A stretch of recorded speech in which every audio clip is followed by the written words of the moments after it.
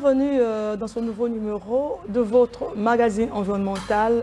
Madame, Messieurs, vous savez vous-même que la ville de Kinshasa a été vraiment secouée la nuit du 4 au 5 avril 2025. Donc, il y a eu des pertes en vies humaines, il y a eu vraiment, on déplore des dégâts matériels énormes.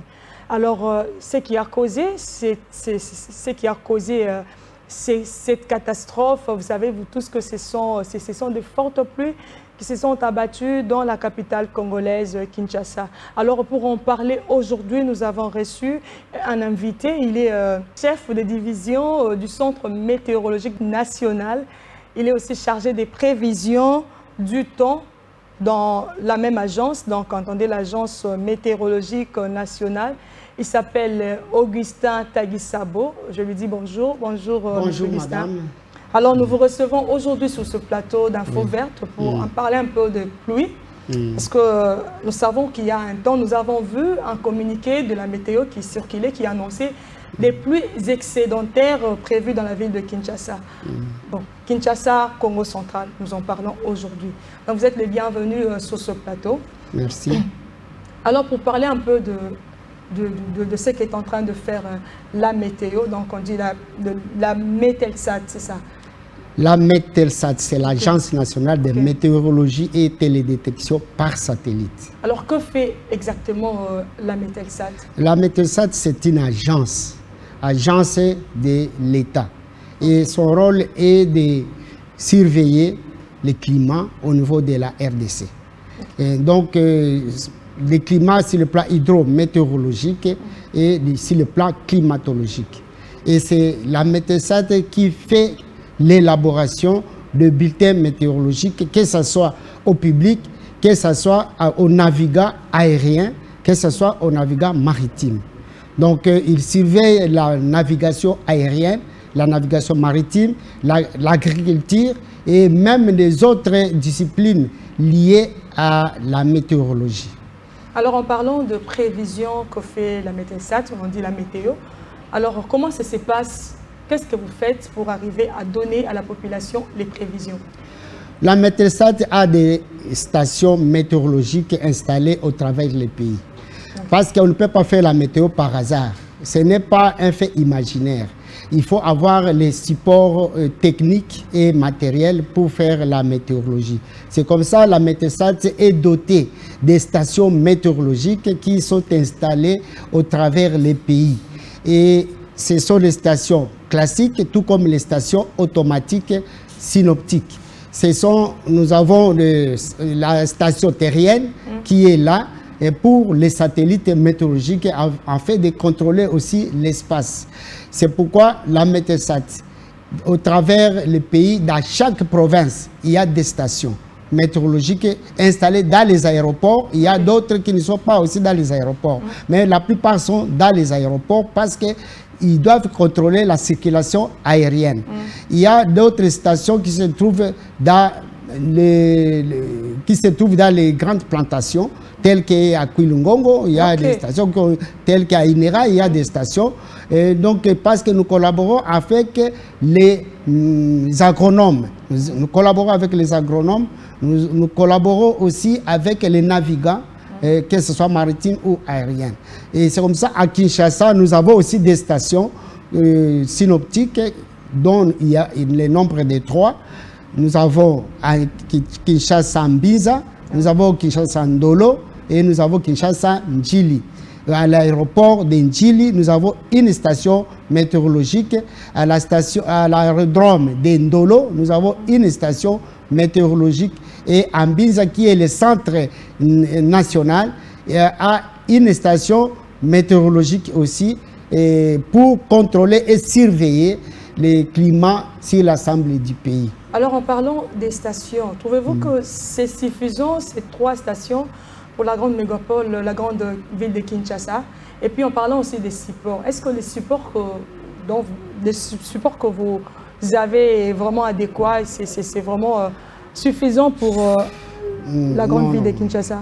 Non, la Mételsat nécessite un renforcement de la part du gouvernement. Parce que et les stations qui sont là ne sont pas suffisantes, à commencer par la ville de province de Kinshasa, qui a 24 communes. Oui. Donc, nous avons que 3 stations. Si nous divisons Kinshasa par district, nous avons 4 districts. Oui. On peut prendre par district une station, par district une station. Donc, il faut 4 stations synoptiques et automatiques sur la ville province de Kinshasa. Alors, nous devons avoir aussi un radar précipitation. C'est un équipement majeur pour surveiller le climat au niveau de la ville province de Kinshasa, parce que lui, il prend les sons à 400 km. Nous pouvons avoir déjà l'écho radar pour un élément qui est en train de naître et qui se développe pour la progression soit de la capitale ou bien la progression d'une ville. Donc nous avons les satellites météorologiques aussi qui nous complètent, qui nous déterminent toute l'ensemble du pays. Et pas seulement Kinshasa, toute l'ensemble du pays, parce que lui, il prend une grande étendue. Et c'est comme ça que ça nous sert à voir la situation. Je suis à Kinshasa, je peux voir la situation qui est à Kalemi. Okay. Je peux voir la situation qui est à Mbandaka. Je peux voir la situation qui est très loin. Et je les analyse à partir des satellites météorologiques. Alors, je disais, le fait de ne pas avoir assez de stations, assez d'équipements, est-ce que cela n'empiète pas le travail de la météo? On peut douter des prévisions, parce que vous n'avez pas assez d'équipements. C'est-à-dire, il y a insuffisance de matériel. Mais c'est pourquoi nous disons qu'il faut renforcer pour encore approcher les résultats très fiables. Ce que nous avons là, ce sont des moyens de bord qui nous aident quand même à faire la prévision avec les connaissances que nous avons, avec l'expérience que nous avons. C'est ce qui nous aide. Parce que à la médecine, il y a vraiment la compétence. Il y a des personnes compétentes pour faire la prévision du fait qu'ils ont bénéficié beaucoup de formations à l'extérieur du pays. Et alors cette formation, ils mettent ça en pratique. Quoique les matériels ne sont pas suffisants, mais avec l'exercice des analyses, ils parviennent quand même à faire ressortir quelque chose pour sauver les vies et les biens de la population de la RDC. Les jours que le gouvernement va nous doter encore davantage, nous ferons encore mieux, très mieux, plus que même l'Europe. Okay. Parce qu'avec ce que nous faisons plus que même l'Europe. Mais oui, avec le paix que nous avons, nous faisons plus que l'Europe. Parce que l'Europe, lui, il a un autre climat. Et nous avons notre climat que nous maîtrisons mieux. Et ils ont des fronts, ils parlent des fronts chauds ou fronts froids. Ils parlent des 4 saisons, mais nous avons des saisons, avec les amas nuagés, avec les nuages cumuliformes, et ainsi de suite. Donc nous avons le FIT, les fronts intertropicaux, nous avons les alizés du sud-est et les moussons du sud-ouest. Nous avons la forêt équatoriale avec nous. Donc nous connaissons mieux notre climat pour faire mieux. Si on nous dote de tous les équipements nécessaires, nous sommes en mesure de faire les alertes précoces. Et ces alertes précoces-là, c'est un système qui nécessite de mettre en place, en fait, d'atteindre même le petit peuple qui se trouve dans la forêt là-bas, et il va atteindre la météorologie. Alors, pour parler de ce qui s'est passé du 4 au 5, alors quand on fait la prévision, c'est pour mettre les gens sur les qui-vive. Oui. Alors, la météo a alerté. On n'aurait pas dû enregistrer des morts, des dégâts matériels. Qu'est-ce qui s'est passé au juste? Non, là, la météo a fait sa part. C'est-à-dire la météo annonce. Je vous donne un exemple biblique. Noé a annoncé qu'il y aura la pluie. Et il a informé le public que venez, j'ai conçu l'arche, il faut vous protéger. Entrez dans l'arche. Mais personne ne l'a écouté. Ceux qui l'ont écouté étaient minimes. Et c'est eux qui étaient sauvés. Et tous les autres étaient morts. C'est de cette manière, cette philosophie continue jusqu'à aujourd'hui. Quand même la météo annonce, il y a des gens qui doutent. Ils disent, on n'a pas confiance à la météo. Non, avoir confiance, c'est difficile. Les prévisions ne sont pas justes. C'est une prévision, madame. C'est une prévision. La prévision, c'est comme on fait la prévision budgétaire.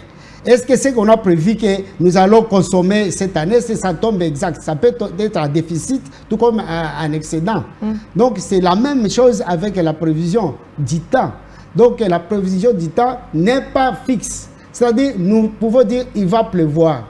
Et il ne faut pas oublier que nous sommes dans un climat tropical où il y a un phénomène qui naît et il meurt. Vous croyez que ce phénomène qui est né, et ce nuage qui est né, c'est celle-là qui va donner la pluie. Or, arrivé en route, il meurt. Et il y a une autre situation qui se crée encore. Et donc, nous sommes dans une situation tellement complexe. Et si nous arrivons à réussir nos prévisions, vraiment, il faut nous accepter.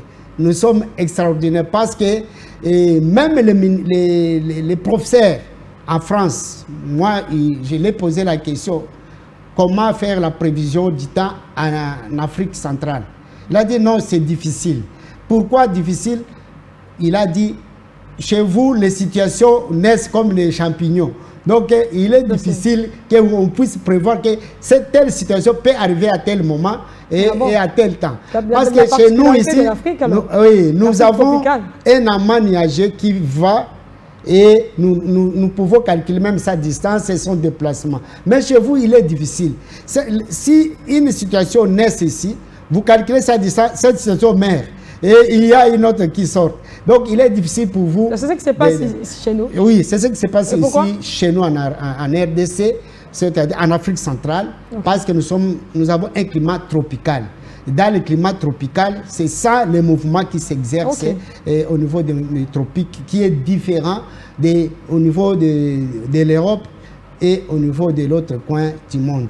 Parce qu'il fait très chaud chez nous et nous avons la forêt avec nous, nous avons des eaux de gauche à droite qui nous traversent. Nous avons des vents différents de ce qu'ils ont et ce que nous avons aussi dit. Donc nous avons les anticyclones qui sont là et ainsi de suite. Nous avons beaucoup d'éléments qui s'exercent autour du climat de l'Afrique. C'est comme ça et c'est difficile. Quand nous parvenons quand même à prévoir qu'il y aura la pluie au mois d'avril, vous devez vraiment nous accepter. Vous devez avoir confiance en nous et que vous voyez que le phénomène est arrivé. Il y a les morts qui sont là à cause des manques d'écoute, à cause des manques de la méthode n'a pas été écoutée. La méthode n'a pas été écoutée, mais la méthode a bien travaillé. La méthode a fait son travail à 100%. Et il mérite même les applaudissements, même les encouragements. Mais on n'encourage pas quand il y a des pertes en vie humaines, quand même. Non, ce n'est pas nous qui avons tué. Ce n'est pas la méthode qui avait tué les gens. La méthode a alerté pour que les décideurs prennent leurs responsabilités de dégager les gens. Et nous avons donné même la ligne maîtresse. Nous avons dit qu'il y aura le risque des inondations et les glissements des terrains.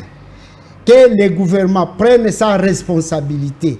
Et que la population aussi prenne sa responsabilité de quitter les littorales, les bords des rivières et les pieds des collines ou des montagnes.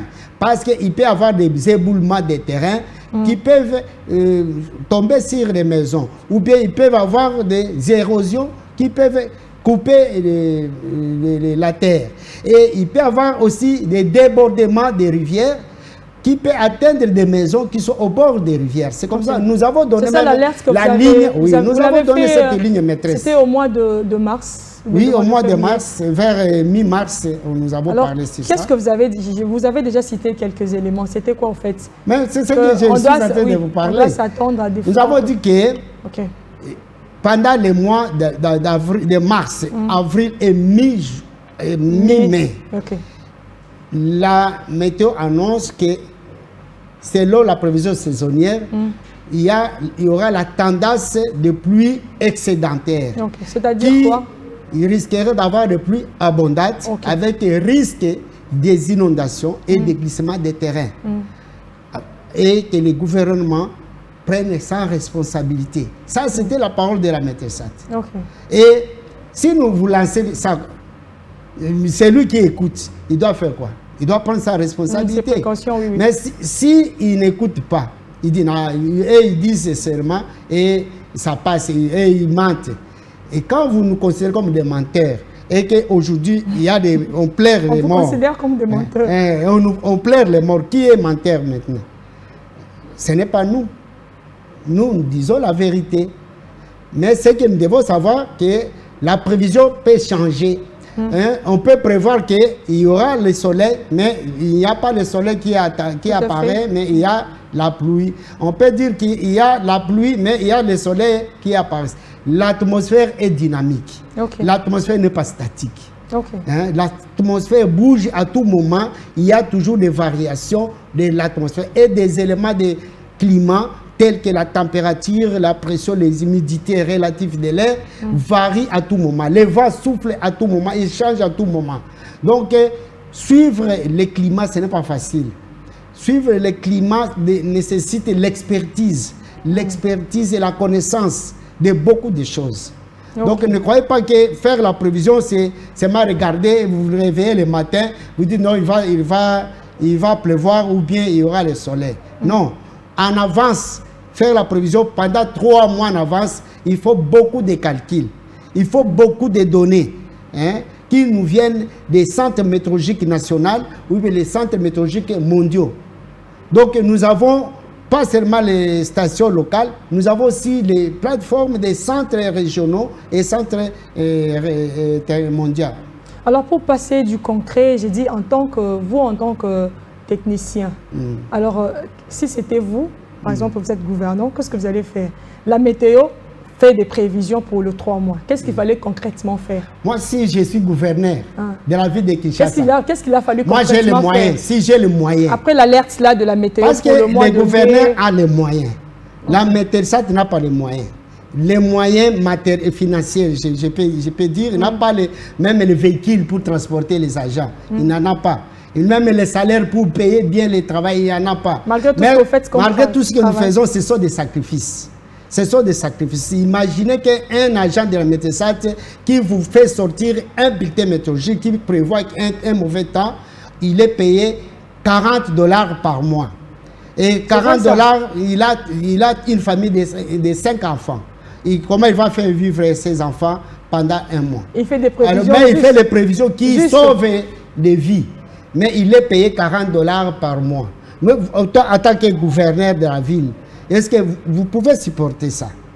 Il faut améliorer les revenus de cette personnel pour qu'il puisse faire mieux son travail, même veiller même la nuit, pour voir les situations qui naissent la nuit et qui peuvent créer les tendances pluvieuses. Parce qu'il y a des situations qui naissent la nuit quand les gens dorment. Okay. Mais quand à la station, il n'y a personne qui veille sur ça pour faire l'alerte. Donc la météo ne travaille pas la nuit? Les machines travaillent, mais il n'y a pas de personnel. Wow. Les machines travaillent, mais il n'y a pas de personnel. Or, on doit avoir du personnel de la nuit. Et pour avoir du personnel de la nuit, il faut les payer, les primes de nuit. Il faut les payer une bonne rémunération pour qu'ils soient motivés. Alors, s'il n'y a pas de motivation, il n'y a pas de frais de fonctionnement d'abord, que la médecin ne touche pas.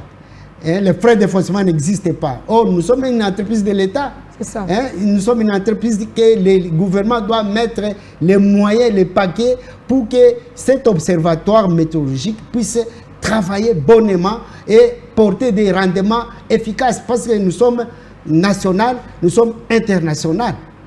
J'espère que votre voix va se faire entendre. Alors pour revenir, donc vous espérez que ma voix va s'attendre, mais c'est vous qui attendez ma voix. Mais les autorités qui m'attendent, ils sont des humains. Il ne faut pas qu'ils attendent qu'un jour l'eau entre dans leur maison pour agir. C'est le temps d'agir. C'est le temps d'écouter la Mételsat. Pour revenir à ma question, je disais, en tant que technicien, si vous étiez à la place du gouverneur, par exemple, j'ai dit des gouvernants, qu'est-ce qu'il a fallu faire après avoir eu les prévisions de la météo pour les 3 mois? Qu'est-ce qu'il a fallu? D'abord, dans les 3 mois, il faut évacuer les gens. Vous avez donné les prévisions au mois de mars, c'est ça? Alors, la pluie vient de... les dernières pluies, c'est du 4 au 5. Donc, on dit gouverner, c'est prévoir. Quand vous voulez diriger, vous devez prévoir. Chaque année, il y a un planning d'activité que chaque ministère fait, quel que soit même le gouvernorat. Il fait un planning annuel, par exemple, un planning budgétaire. des activités qui peuvent mener durant toute une année. Et dans ces activités-là, est-ce qu'ils mettent la prévention du temps? Est-ce qu'ils mettent la surveillance du climat? Est-ce qu'ils mettent les alertes précoces dans leur budget?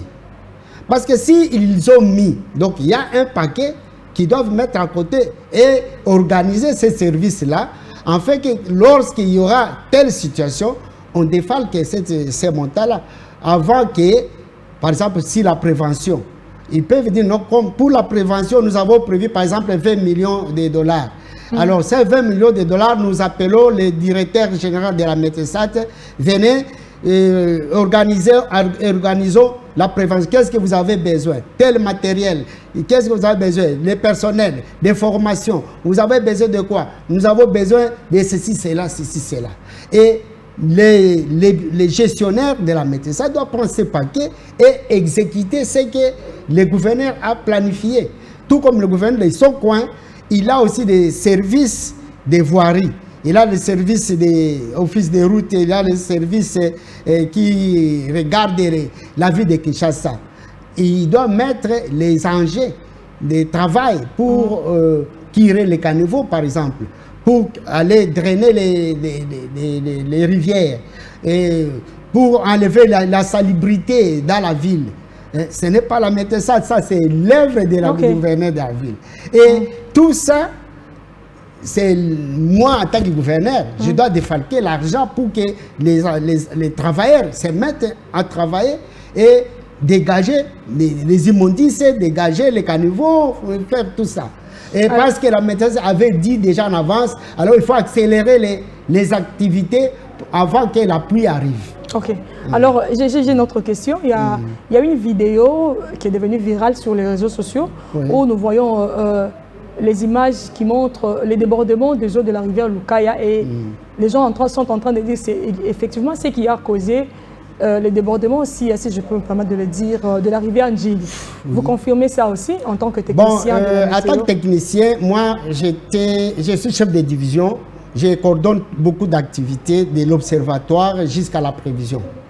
Donc, quoique c'est à la prévision où j'exerce beaucoup mes métiers parce que je suis prévisionniste d'abord de formation et prévisionniste des professions. Et quoique maintenant je suis en train d'assumer le rôle de l'administration, donc je connais la technique. J'étais à l'observatoire, c'est moi qui ai fait la prévision des 3 au 4. Et j'avais vu les éléments, comment c'était né, comment ça avançait et comment c'était assis sur la ville province de Kinshasa. Donc ça a commencé dans le Congo central? Non, le phénomène n'a pas commencé par le Congo central. Non. La situation a commencé très loin. C'était une situation qui a commencé la nuit des jours avant. Vers le sud Kivu. Ah bon? La situation est née vers le sud Kivu. Et ça a commencé à progresser vers la province orientale. Et arrivé à la province orientale, comme c'est une forêt, il a trouvé l'alimentation de l'humidité et de la température. Il a formé un arc, comme l'arc ancien. Et ce sont des nuages qui ont formé sous forme de l'arc. Et cet arc-là, c'est ce que nous appelons en météorologie la ligne des grains. Et la ligne des grains, c'est une succession des amas nuageux qui contiennent de grandes quantités d'eau et des orages qui peuvent s'abattre. Alors c'est cette ligne qui progressait. Il avançait vers l'ouest. En progressant vers l'ouest, il est arrivé à un instant, il s'est divisé en deux. Une partie est partie vers l'équateur, une partie est descendue vers l'ouest, c'est vers Kinshasa et Congo central Bandundu. Donc c'est cette ligne qui est venue vers Kinshasa qui était précédée par d'autres nuages. Comme je vous ai dit, ici, il y a d'autres nuages qui naissent. Plus il est en train de progresser, devant lui, il y a d'autres nuages qui naissent. Et qui donnent des pluies. Et avant que les fronts arrivent, il y avait déjà des pluies. C'est comme ça que vous avez vu que la pluie a commencé vers 18 h dans notre coin, et des petites pluies, et ainsi de suite. Et les pluies commençaient à s'accentuer avec des coups de tonnerre, et ça a continué. Ça a continué toute la nuit parce qu'il y avait une succession de nuages qui venaient. Et ça s'est maintenu plus sur les bassins de la cuvette de Poul Malebo. Donc le Poul Malebo qui englobe le Congo-Brazzaville et Kinshasa, Congo central. Donc c'est là où ces grands nuages s'est assiégé pour commencer maintenant à donner la pluie. Et si vous étiez peut-être vers Ngaliema, moi je suis en Ngaliema, les pluies qui tombaient, ce sont des pluies modérées. Et ceux qui sont à Tchango, ils avaient des pluies intenses, hein, de fortes pluies. Donc, et ces pluies se diffèrent suite au microclimat de la ville-province de Kinshasa. Et c'est comme ça que Lukunga, nous avons le sous-bassin de Kalamu, nous avons le sous-bassin de Nchili. Et dans le sous-bassin de Kalamu, nous avons Makelele et ainsi de suite. Ce sont les rivières qui tombent dans Kalamu. Nous avons Njili, il y a les rivières Lukaya qui tombent dans Njili. Alors comme il y a déjà beaucoup de pluie au niveau du Congo central, alors ça s'est déversé dans les Lukaya.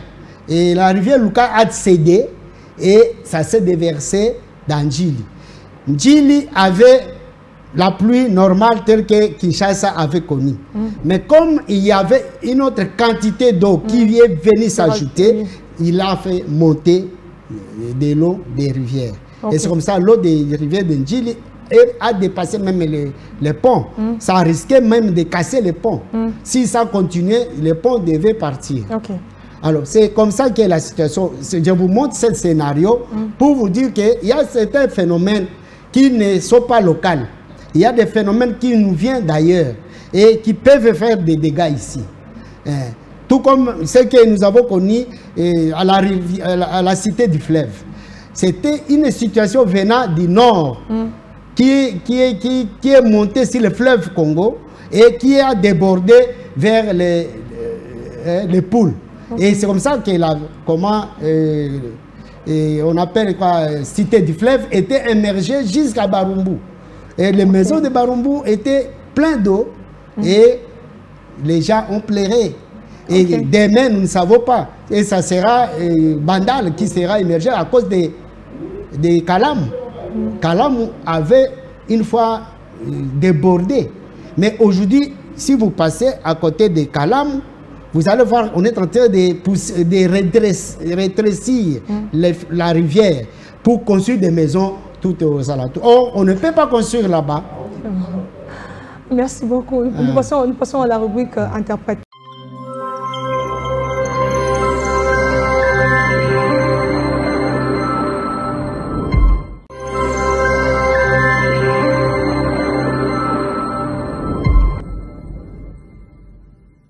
Bande ko ngai mbote mingi bisia bino bezali ezali ngai ndeko na bino Augustin Tagisabo, chef de division ya Centre météorologique national.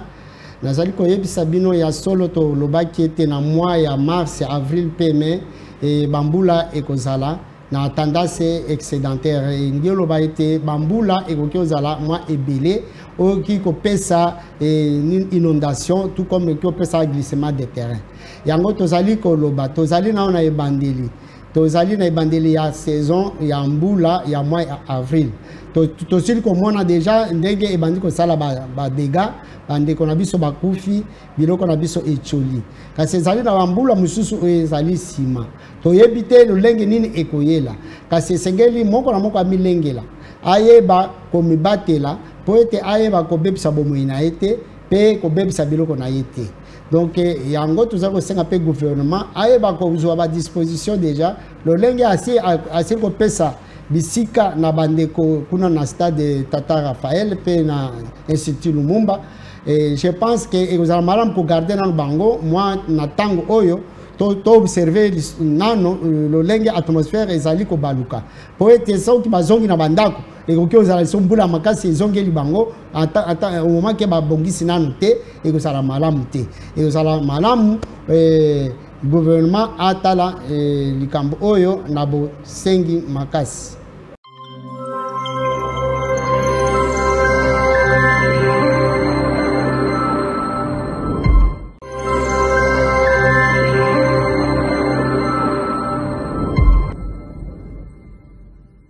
Monsieur Augustin Tagisabo, merci d'avoir répondu à notre invitation. Merci, madame, de m'avoir reçu chez vous. Je suis tellement content et à la prochaine. Madame, Monsieur, j'espère que vous avez suivi, vous avez compris l'alerte que le service météorologique est en train de faire sur la ville-province de Kinshasa. Quant à nous, nous vous disons au revoir et à très bientôt pour un autre numéro.